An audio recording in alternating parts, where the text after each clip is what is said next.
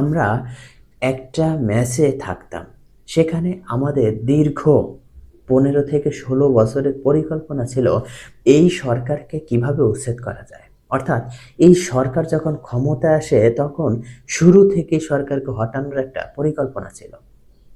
শেখ হাসিনার যে আশঙ্কাটা ছিল যে এটা জামায়াত শিবির করছে, তারা সুপরিকল্পিতভাবে অনেকেই, কিন্তু ডাকসুর সাবেক ভিপি নূরের দলের ভিতর আশ্রয় নিয়েছিলেন। কেউ কেউ আশ্রয় নিয়েছিলেন আওয়ামী লীগের ছাত্র সংগঠন ছাত্রলীগের ভিতরে। তারা মাথায় হেলমেট পরে বিভিন্ন জায়গায় বিভিন্ন অত্যাচার করত, মারধর করত, এবং বদনামটা ছাত্রলীগের উপর আসতো। এটার পরিপ্রেক্ষিতেই আমরা ছাত্রলীগকে কিন্তু একটা সময় হেলমেট বাহিনী হিসেবে ঘৃণা করতাম।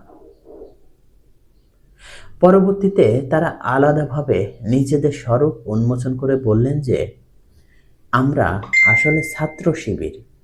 আমরা কৌশলের কারণে ছাত্রলীগের ভিতর ছিলাম এবং আমরাই বিভিন্ন জায়গায় টর্চার করতাম, আমরাই হেলমেট পরে চলতাম, না হলে আমাদের অনেকে চিনে ফেলবে।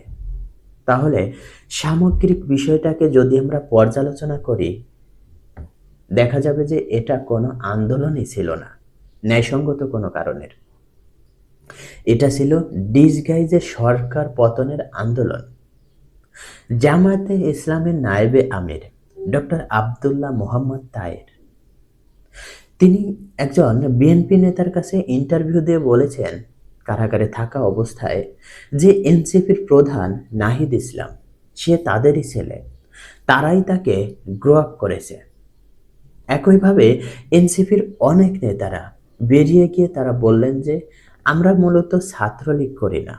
একইভাবে ভিপি নূরের দলের ভেতর থাকা ব্যক্তিরাও বেরিয়ে গিয়ে বললেন যে আমরা নূরের দলের সঙ্গে নাই।